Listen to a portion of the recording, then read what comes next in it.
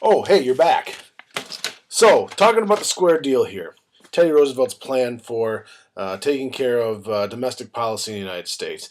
Now, we're not talking about square deal as in it was lame or lame, or whichever way it is, I guess. No, we're talking about making sure that it's square as in like it is fair and just for everybody. He focuses on three things. The first one is consumerism. The second thing is conservation. And the third thing is corruption.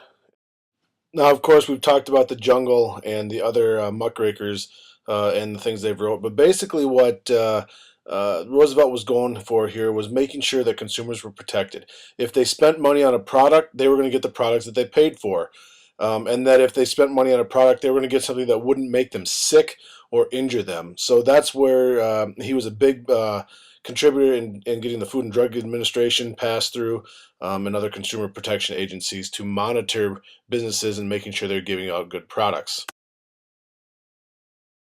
Teddy was also a fan of nature and preserving nature. He spent a lot of time in the West in his early days as a cattle rancher. And so when he became president, he felt it necessary as part of his square deal to preserve nature for the future generations, meaning for us, you, me, your parents, your kids, my kids. Um, it was a big deal to Teddy Roosevelt. And so he started the National Park Service.